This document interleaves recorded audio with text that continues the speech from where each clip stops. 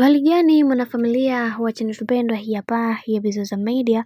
Kama ndo mara yako kwanza, basi usisahau kusubscribe, kulike, kushare pamoja na kucomment. Bwana, mambo yamekuwa mengi juu ya haya ambayo yamekuwa yakiendelea katika mitandao ya kijamii, na leo hii tumeweza kuona namna ambavyo bibi Zuchu anapambana kuweza kumfanya bwana mkubwa Diamond Platnumz aweze kumuelewa zaidi kadri siku zinavyozidi kwenda.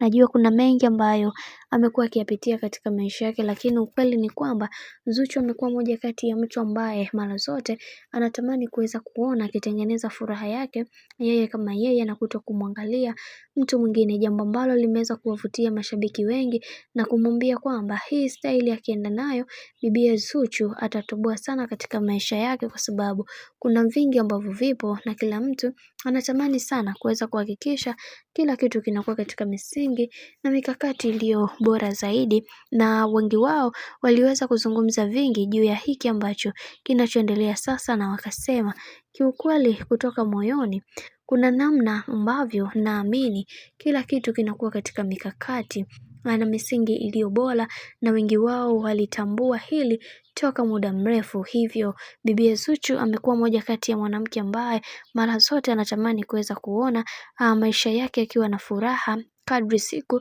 zinavyozidi kwenda. Najua kuna watu ambao watakaoweza kujiuliza maswali mengi juu ya hiki ambacho kinachoendelea, ila uhalisia ni kwamba Zuchu ni moja kati ya mwanamke ambaye anaamini kwenye kila kinachotokea katika maisha ni mipango ya Mwenyezi Mungu, na kila ambacho kilichopo sasa hivi ni kusudio pia la Mwenyezi Mungu. Hivyo ana imani kwamba ipo siku kila kitu kitakwenda kuwa sawa, haijalishi watu wamekuwa wakimwongelea kwa namna gani, haijalishi kuna vitu gani ambavyo vimekuwa vikiendelea katika maisha yake. Bwana, mambo ni mengi sana juu ya hiki ambacho kinachoendelea sasa.